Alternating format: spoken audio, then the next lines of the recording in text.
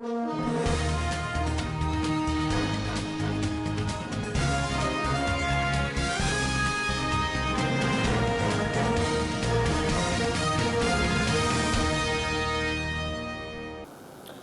and welcome to Standard Voice Television Global News. Today, 6th April 2026, equivalent to Islamic calendar, 18th Shawwal 1447, after the Hijrah of the Noble Prophet. In the headlines, President Tinubu approves over 3 trillion naira to clear outstanding electricity debts. Independent National Electoral Commission suspends planned voter revalidation exercise. Troops of Operation Hadunkai kills scores of terrorists in various communities in Northeast.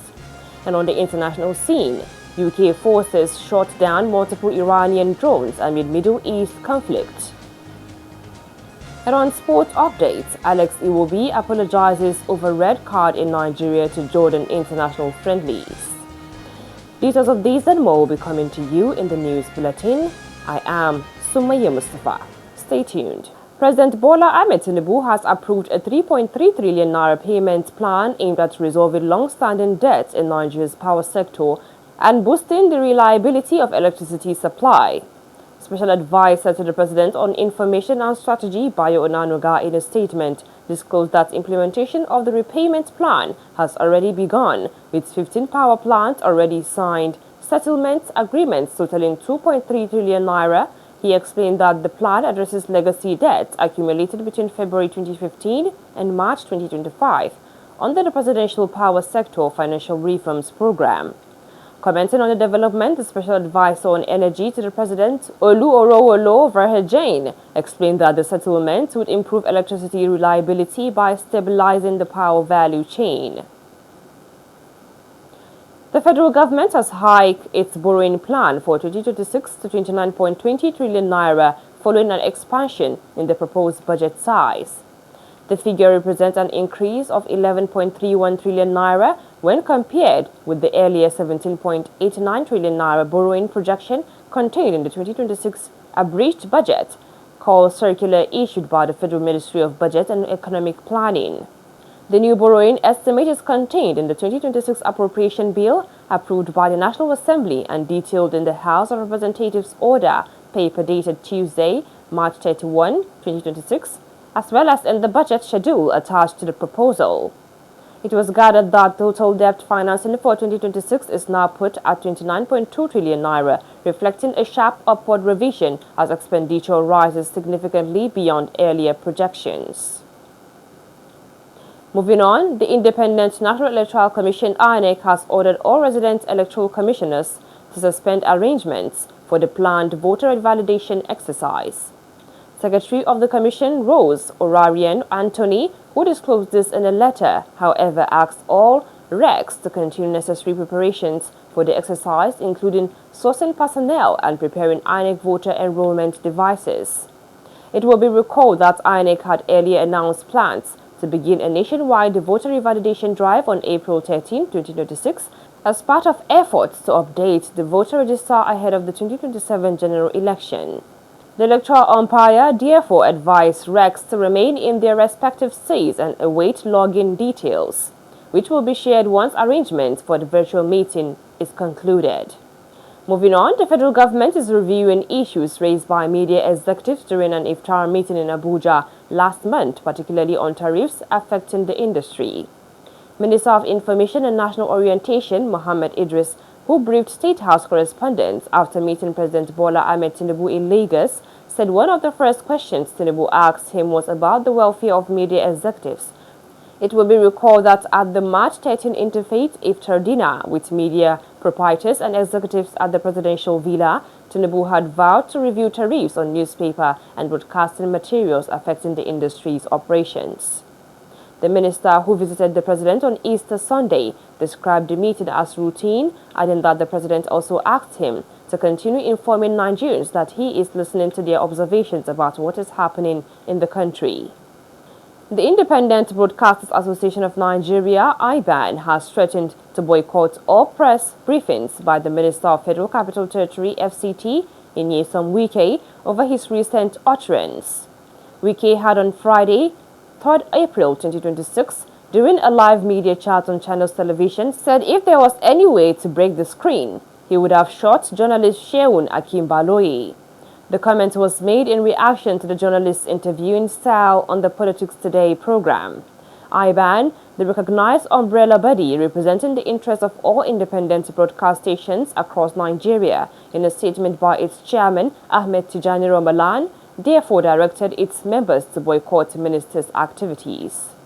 When Wike has since said he did not intend physical harm, IBAN believes that any expression of violent intent, even hypothetical, is inappropriate for a public official. Such language can be perceived as intimidation and risk normalizing hostility toward the media. Moving on, the Christian Association of Nigeria (CAN) has called on Nigerians to embrace hope, unity and collective action, declaring that the country can overcome its current challenges and rise again. CAN President Daniel Okor made the call in his Easter message issued on Sunday, noting that the season symbolizes renewal and offers a timely message for a nation facing hardship. He also observed that many Nigerians are currently grappling with economic and security challenges, resulting in widespread anxiety and declining hope among citizens. The association urged leaders at all levels to demonstrate responsibility and empathy, stressing that citizens expect tangible improvements in their living conditions. Okor also charged the church to play a more active role in providing hope and guidance during difficult times, urging it to stand with those facing hardship and offer direction. Still in the news, as Nigerian Christians community joined the globe to celebrate Easter festivities, youth have been advised to continue to sit up towards showing good moral behavior that can enhance their well-being, hence they are expected to be leaders of tomorrow. The chairman, Christians Association of Nigeria (CAN) Millennium City Branch, Reverend Emmanuel Zakaria of Bethlehem Church of Danhono, urged the youth to show good example in their daily lives. He also advised the youth not to allow themselves to be used by greedy politicians to bring unrest in the society. The Christian cleric reminded those in the corridors of power to always give good leadership worthy of emulation. The news is coming to you on Standard Voice Television Global News. Still to come in the news. Troops of Operation Hadunkai kill scores of terrorists in various communities in Northeast. And on the international scene, UK forces shot down multiple Iranian drones amid Middle East conflict. And on sports updates, Alex Iwobi apologizes over red card in Nigeria to Jordan international friendlies. Details of these and more will be coming to you after this break.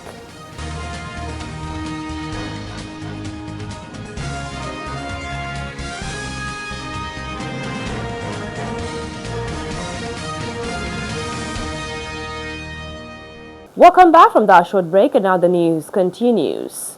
Troops kill scores of Boko Haram terrorists in foil attack in Northeast. Troops of the Joint Task Force Northeast Operation Hadunkai, which have killed scores of Boko Haram and ISWAP terrorists in foiled attacks in various communities of Borno State.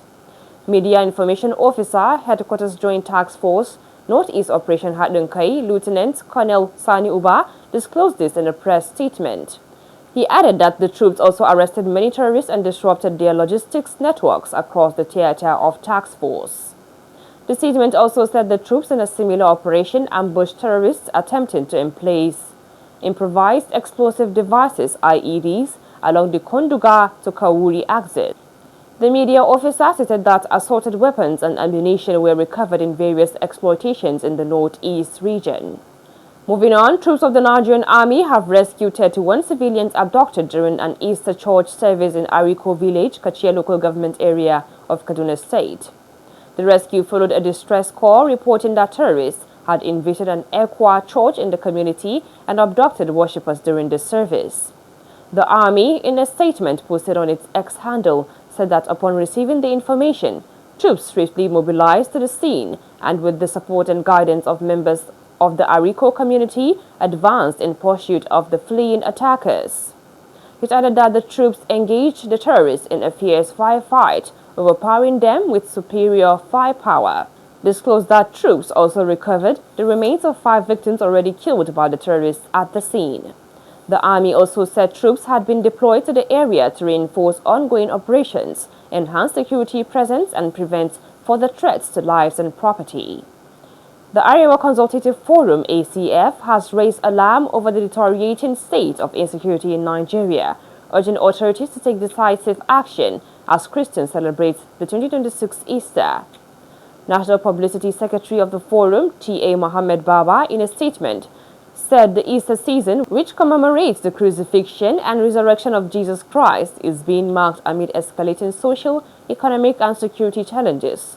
The statement also noted that insecurity and criminality have continued to worsen, particularly in the northern part of Nigeria, where many communities are experiencing repeated attacks, loss of lives, and destruction of property.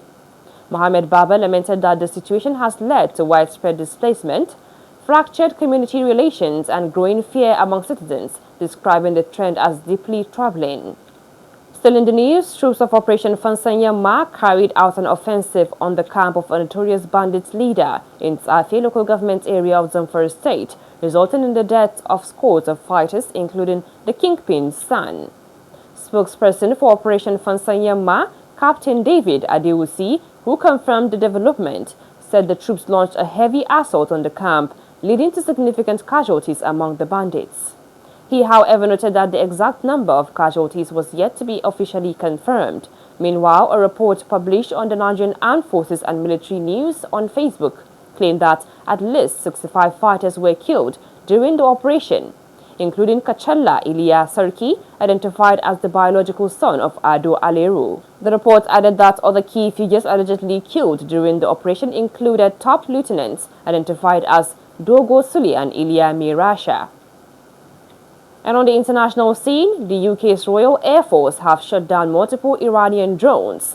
The Ministry of Defense in an update says UK Typhoon and F-35 fighter jets continue their defensive missions over the eastern Mediterranean. Jordan, Bahrain, and the UAE supported the RAF's Voyager air-to-air refueling aircraft and Royal Navy Merlin and Wildcat helicopters. It added that force protection measures in the region continue to be at the highest levels and that it is continuing to work closely with its allies. Meanwhile, Oman says it has discussed Strait of Hormuz options with Iran, while UAE backs any US-led efforts, added that it has also met with Iran to discuss options for ensuring the smooth flow of transit through the Strait of Hormuz.